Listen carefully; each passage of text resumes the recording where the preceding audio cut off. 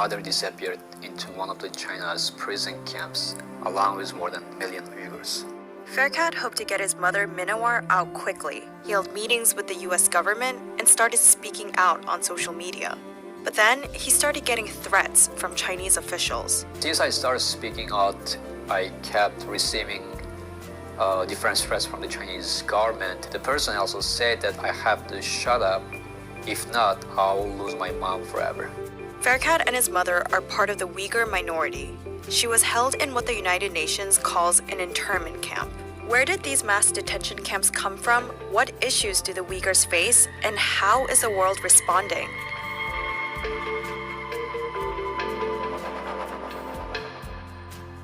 Let's lay out the basics. Around 11 million Uyghurs live in China's Xinjiang Autonomous Region. They are Muslim, speak a Turkic language, and descend from Central Asia.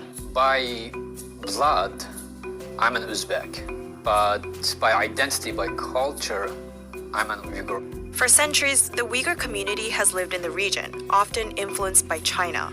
But the People's Republic of China annexed the province in 1949 after the Communist Party came into power. The Uyghurs are Chinese citizens, but are different from the Han Chinese majority in pretty much every other way. China recognized Xinjiang as an autonomous region. That should have given the Uyghurs some freedom to govern themselves. But that was never really the case. And soon the Communist Party began to relocate ethnic Han Chinese into Xinjiang. One is to see it as straightforward colonialism, trying to establish Han population in the region in order to better integrate it to the rest of China. From the Chinese Communist Party's point of view, this isn't a colonialist activity, it's rather one of development. Tensions between the Han and Uyghurs grew as the new arrivals prospered economically. The economic benefits from that development went to Han Chinese. In the 1990s, authorities began limiting the freedom of Uyghurs to practice Islam. They banned Muslims from fasting during the holy month of Ramadan and restricted access to mosques. At the same time, support for Uyghur separatist movements grew, and in the late 1990s, some Uyghurs fled Chinese crackdowns and set up training camps in Afghanistan, which at the time was being controlled by the Taliban. The ethnic and economic tensions eventually escalated into riots in 2009 that left almost 200 people dead. The riots began in factories where Uyghurs and Han Chinese worked side by side. Then in 2014, a series of attacks by Uyghur separatists in multiple cities killed dozens of people. China blamed the riots on religious extremism and separatism. It was a turning point. China used the attack as justification in launching what it called the People's War on Terror. China put the Uyghurs under intense surveillance and began operating the prison camps in 2017. That's the year Faircat's mother was taken. She left us a message on WeChat, the Chinese version of WhatsApp, where she said that she was going to school. The school is the code word that they use for the camps. Indeed, she came back after 22 days, but she changed totally. The first thing she said is, "Son, I cannot talk to you guys anymore. Stop calling me." Since then, 8 people from Faircat's family have been detained in these camps, and all except his mother have cut off communication with Faircat.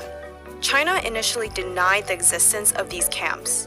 There's what we call vocational education and training centers. They are there for the prevention of a terrorist. Critics maintain that in many cases, the camps are used for forced labor. And they also say that these camps exist to wipe out the Uyghur language and culture. These images are from state TV, and they show a more sanitized version of life inside. But detainees are forced to renounce their religious beliefs and embrace the ideology of the Communist Party. In March 2019, U.S. Secretary of State Mike Pompeo met with Faircat. He praised his bravery in speaking out. 3 months later, Faircat's mother was released to her home in Xinjiang, but stripped of her freedom and unable to reunite with her son. My mom was released on end of May 2019. Even though she was released, but she was given a phone by the Chinese police to talk to us. China has tried to suppress information on the camps. journalists are not able to access them without heavy restrictions. In this video, a state news outlet shows Faircat's mom and uncle. turmushimizni shunday yaxshi boy-boyashib yaxshi turmushda ketib boramiz. It suggests even Uyghurs living outside the camps, like Faircat's mother, remain unable to speak freely. Leaked government documents confirm the camps aren't really educational, with language like never allow escapes and increased discipline and punishment. The documents compare Islam to an infectious disease and say that freedom is only possible when the virus is eradicated. With so much evidence of human rights abuses out there, why has so little action been taken by the international community? Well, it's not really in the interest of most countries to criticize the second largest economy in the world. It's no longer just made in China toys, clothes, and food. China is building ports, railroads, and airports across Asia, Africa, and Europe. That may also explain why Muslim-majority countries like Pakistan and Saudi Arabia are silent. Many of them rely on China's investments and loans. Many states that are financially dependent on China have been willing to join Chinese efforts to say everything in Xinjiang is fine. And then there's China's war on terror rhetoric. The leaked documents showed President Xi Jinping saying his government was only doing what America had done. In the period after 9/11, 2001, the United States rolled out a new framework called the Global War on Terror. But it was very useful for authoritarian governments really all around the world, and in particular in China, to latch on to that idea. But another reason countries are reluctant to speak up is that they want the tools the Chinese government is using against the Uyghurs. Surveillance technology in smartphones and security cameras allow the Chinese government to constantly monitor people's behavior and location without their consent.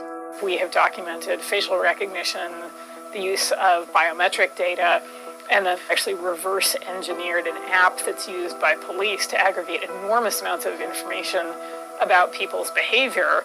Since 2017, China's invested billions on security in Xinjiang, and more than 60 countries have already purchased Chinese surveillance tech, and it's now being put into use around the world.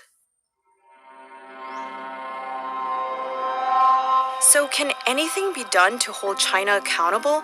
In June 2019, 22 countries issued a joint statement to the UN Human Rights Council, calling on China to end its mass detention of Uyghurs. China responded by getting 37 countries to sign on to a statement praising its policy in Xinjiang. Meanwhile, the US doesn't seem to have a clear policy, but Secretary of State Mike Pompeo has called China out on the issue. And in December 2019, the U.S. House of Representatives passed the Uyghur Human Rights Policy Act by 407 votes to 1, calling for sanctions against senior Chinese officials. But it still has to be approved by the Republican-controlled Senate before it's sent to President Trump. The White House hasn't said yet whether Trump will sign or veto the bill.